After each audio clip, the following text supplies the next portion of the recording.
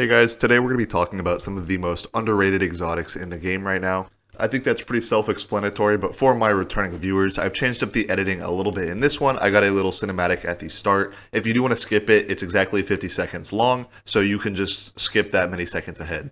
Otherwise, it's back to the usual, and we'll be going in depth on all 5 options after.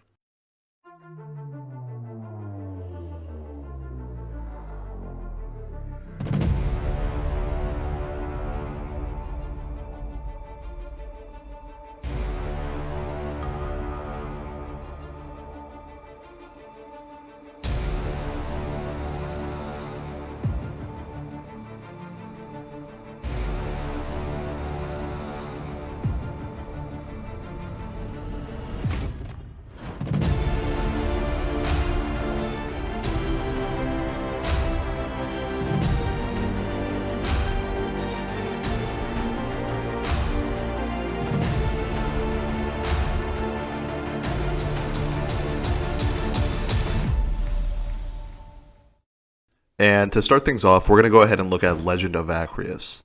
And the reason I'm calling this gun underrated is mostly just because I never see anybody use it. I pretty much always see people choose swords instead of Legend of Acrius in any sort of close range encounter.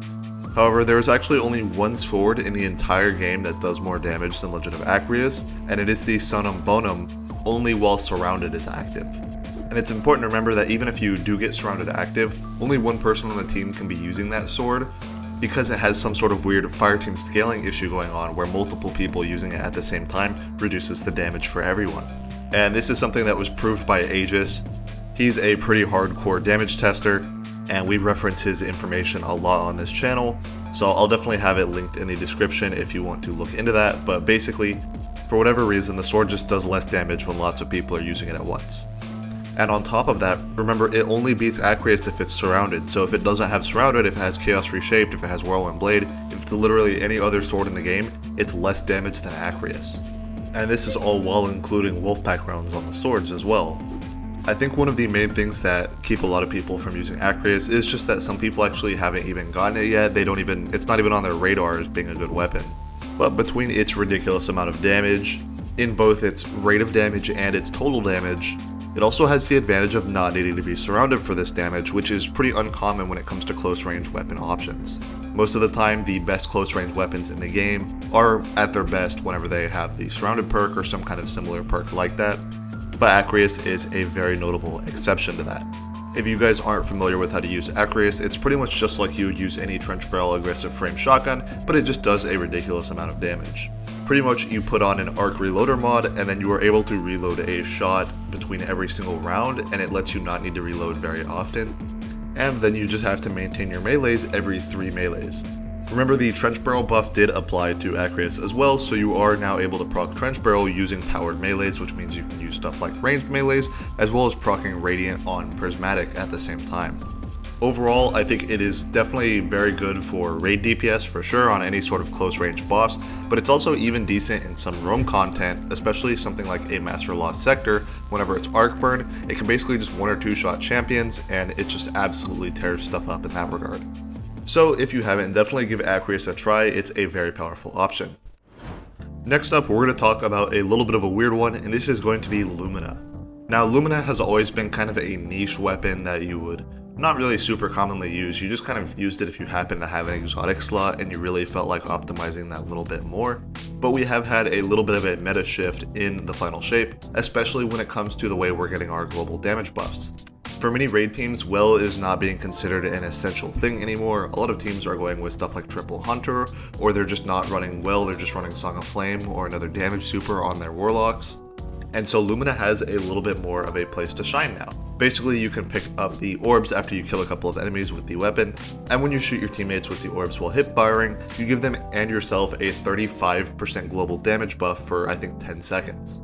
And when I say global damage buff, I'm talking about buffs in the category like Radiant or Well of Radiance.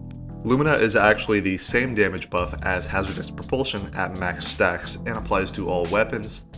So if you are in a situation where you have your exotic slot open, maybe you're doing legendary swords for DPS or something like that on Herald, you could certainly run Lumina and help out your team in the process, while also giving yourself a slightly higher damage buff than Radiant would as well.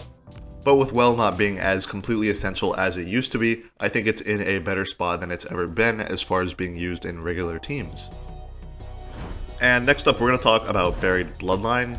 Buried Bloodline, I think, is something that was very unfortunately kind of forgotten by many people, but it's a surprisingly powerful weapon in terms of its utility. Bungie basically just said, what if we throw all the utility in the world on this one weapon? So, first of all, it is a similar damage profile to that of rocket sidearms without a damage perk. Unfortunately, the damage is split between 2 pellets instead of just being one like on a rocket pistol. However, it does have the benefit of not having any explosion damage, which means it does a lot more damage to some objectives like blights. The other big selling point that it has is that it has almost 2 times as much ammo as a regular rocket sidearm. And on top of that, it has its actual exotic ability as well in the form of granting you Devour after multi-kills or just killing a single orange bar enemy. Then when you add on the Catalyst, also adding Weaken to every shot while you have Devour active, it turns into an absolute beast. I think the best use case for this is on Titan with Consecration. This lets you just run an Eager Edge Sword and just go crazy in Grandmasters. You basically have all the damage you need on Consecration with Titans, and so you can really just run an Eager Edge Sword, run this, and then run some kind of other utility weapon, and you really have all you need. But even outside of that, it's a very nice utility gun for keeping alive on any class. Something like Stasis Hunter while you're doing transitions, it could be helpful for staying alive, especially if you're doing something like a Master Raid. Overall, I think it's just a very forgotten about weapon, but it can actually help out in a lot of situations. And next up, we're going to talk about Ergos. And this one might confuse some of you guys because I think a lot of people do keep an Ergos, but they use it more as a galley sword for sword DPS. But there's actually some other roles of Ergos that are just good completely on their own, independent of that. One of them not even for DPS. And there's 2 main roles we're talking about. The first one is going to be the Polaris Caster role. If you can get this combination, it does a ridiculous amount of damage while you're Transcendent, and it even works as a ranged option because it's a caster frame that does actual damage. Basically, the caster frame hits multiple times and procs the ignition way more frequently than any other frame, so I definitely recommend giving it a go if you have it. The other one that we're going to talk about that is even more meta, I think, is the Arc Conductor role. Basically, the Arc Conductor version of the weapon is just completely ridiculous at doing ag clear. You can use pretty much any frame on it, you just need to avoid vortex frames and aggressive frames. I believe wave frame is the best frame by technicality, but all of them are pretty close to each other as long as you just avoid the 2 bad ones. Basically, all you have to do is do a heavy swing with the sword and just kind of stand generally near the enemies and they'll just kind of go away. It's basically just like spamming Trinity Ghoul, but instead of having to spam Trinity Ghoul actively, you just swing the sword once and run around. And the beautiful thing about this is a lot of effects work with it as well, and you can even go invisible on Hunter or with Assassin's Cowl or something, and maintain the electric effect, killing enemies while you're still invisible. On top of that, it gives you a 50% damage resistance to arc damage, which I would argue is probably overall, just big picture, the most dangerous element type in the game.